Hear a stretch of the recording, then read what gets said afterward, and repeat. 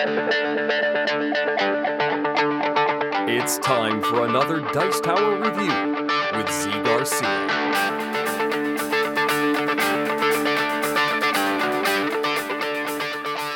Hey everybody, today I'm taking a look at Rush to Flush, which is perhaps an unfortunate title, but it's about making a royal flush with a hand of cards and being the first one to go out and score up some points. And once the whole thing's over, most points, of course, is the winner of the game. Let me give you a quick look at how this works. We'll come back after that, and I'll tell you what I thought of it.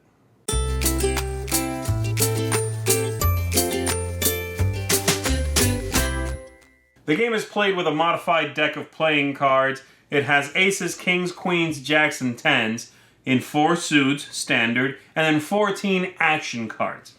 You are going to set up the game by giving everybody a hand of 7 cards, put the tokens up here, and the deck in the middle of the table. You are ready to begin. The objective of the game is to get a royal flush. If you do so, you immediately show that you have that royal flush, and depending on the suit of that royal flush, you are going to get a token that matches that suit.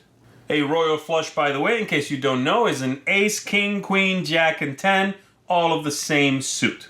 So, on your turn, let's say this is the first player here, you are going to do 2 things. You're going to draw a card. You can take the top discard, or you can take the top card from the deck. The game starts with no discard, and you can also not draw the top discard if it's an action card. So I would take a card, and then I would discard a card.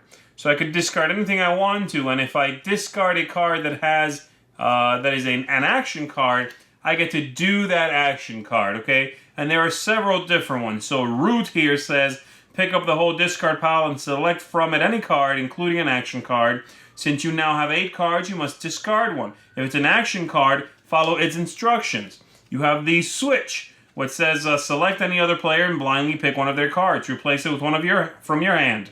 You may return the same card you just picked. Since you now have 7, your turn ends. We have Pick, that is similar, but says select any other player and look at their cards. Pick anyone and replace it. Since you now have 7, your turn ends, etc. And so I would look at my hand. Let's say I discard Pick.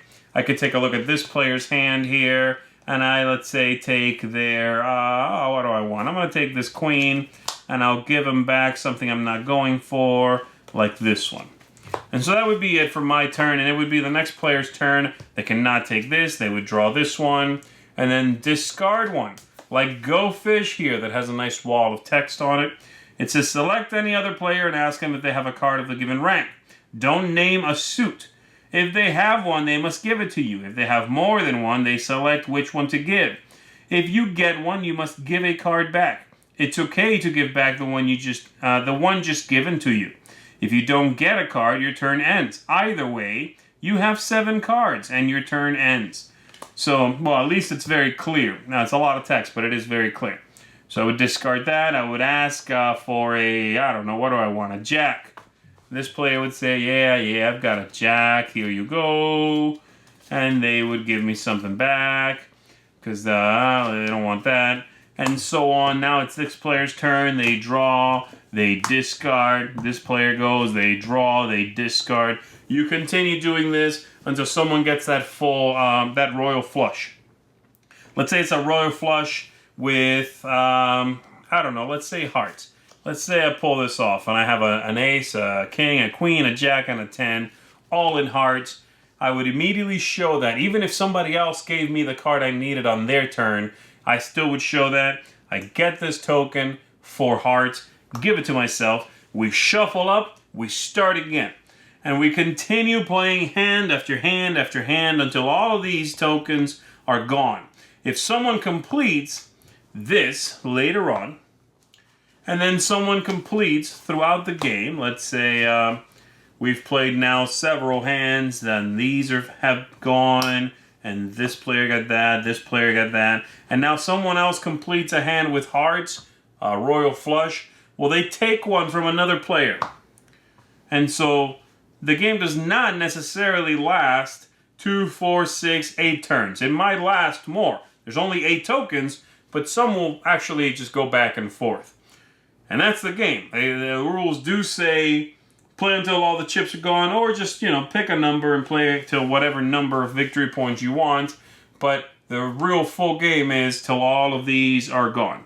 That is how you play Rush to Flush. I'll be the first to admit this is not necessarily the kind of thing I'm looking for these days.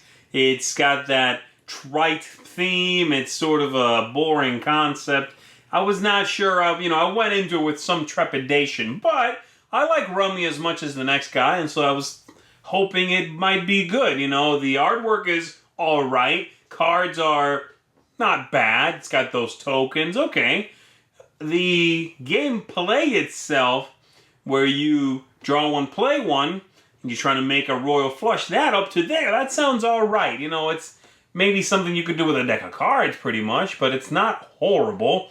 But the action cards in it, while some of them add a little spice, many of them just serve to slow the game down. And if there's one thing this game does not need, is to be slowed down, because it could take forever for this to be over. I don't know why it's not obvious that should not be the game end trigger to complete and grab all of those tokens. That's just not a good idea. It's going to take a long time, and so that's my biggest beef with the game. Yeah, it's some silly take that card game where you steal a card from someone and draw and this and that and hope you go out. It's Rummy with some stuff sprinkled on top. Fine. I just don't want it to be Rummy for 90 minutes. And that's my big beef. And so, yeah, you could stop early, which I would definitely recommend if you are interested in this one. So that should be enough. Really, the overview should be enough to give you an idea of how this works. And the only thing I wanted to make sure I mentioned was that by the rules, it takes a very long time. So now you know that. If this sounds like it's up your alley, then you can go ahead and check it out. For me, this is a big pass because I just did not find it added anything to pretty much pulling out a deck of cards and playing with that. The action cards are tired. It's everything we've seen before. And so this is a pass for me. But again, nothing necessarily wrong with it. It's just boring. Thanks so much for watching the Dice Tower videos. Find more great videos and reviews, as well as our top-rated audio podcast at Dicetower.com. You can also find other great shows at Dicetowernetwork.com. I'm Eric Summerer, and you've been watching The Dice Tower. The Dice Tower is sponsored by Cool Stuff Inc., where you can find great games for great prices. Cool stuff in stock. Check them out at CoolStuffInc.com.